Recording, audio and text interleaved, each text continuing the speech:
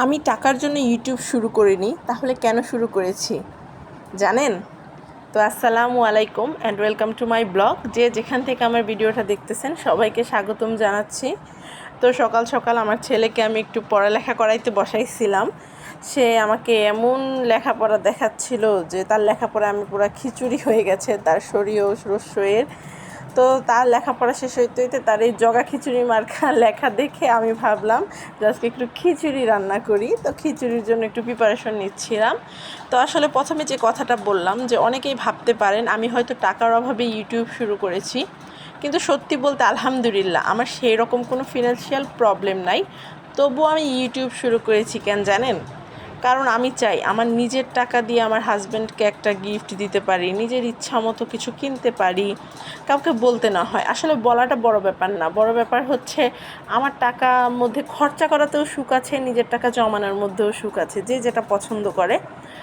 আর এক একজনের এক এক কারণ থাকে, কিন্তু আমার কারণটা হচ্ছে আমি মূলত নিজের একটা পরিচয়ের জন্য মূলত এই ইউটিউবটা শুরু করেছি। আর একটা কথা, আমি তো লেখাপড়া করেছি, যদি সব কিছু বাসায় বসে নষ্ট করে ফেলি তাহলে লাভটা কোথায় বলেন?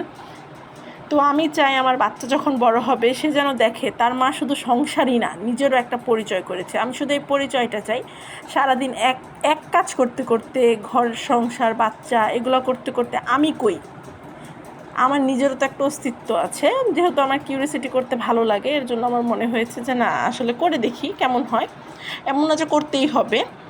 তাই ভাবলাম বাসায় বসে যদি ইউটিউব করে কিছু করা যায় তাহলে সমস্যাটা কোথায়। আমার মতো এই ধরনের চিন্তাভাবনা যে করেন একটু কমেন্ট করে জানাবেন তো। আসলে দেখি আমার মতো কার কার মিলে। এটা আমি মূলত পার্সোনাল একটা ওপিনিয়ন। আসলে সবার ক্ষেত্রে কারো কারো অন্যরকম থাকে। আমি একটু মানে সত্যি কথা বলতে আমি একটু কেমন টাইপের জানি মা। আমার কাছে মনে হয় যে যেহেতু প্রবলেম নাই, যে বাচ্চারা রেখে আমি কেন বাহিরে গিয়ে কিছু করব, মানে বাচ্চার প্রতি আমি একটু বেশি টাইপের আর কি, যেটা আসলে হওয়া উচিত না। তো এর জন্য হয়তো এরকম করি। কিন্তু আমার মতো কেউ থাকলে অবশ্যই কমেন্ট করবেন যে আসলে আপনারাও এমন নাকি। সেক্ষেত্রে মনে হয়েছে যে না, আমার বাচ্চাদেরকে পরিপূর্ণ আদর যত্ন করে যদি পাশাপাশি কিছু করা যায় তাইলে ঠিক আছে ভাই। বাচ্চাকে কোনো ধরনের সাইড করে কিংবা বাচ্চাকে রেখে অন্য কিছু আমার দ্বারা সম্ভব না। এর জন্য আর কি এটা আমার কাছে বেস্ট মনে হয়েছে। বাকিটা আল্লাহ ভালো জানে কি হয় না হয়, ওই রকম কিছু না।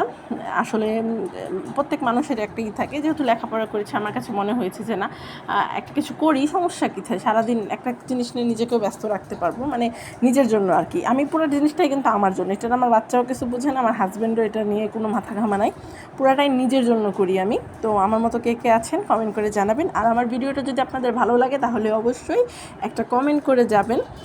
আমিও নতুনই, যদি ভালো লাগে তাহলে অবশ্যই পাশে থাকবেন। ধন্যবাদ।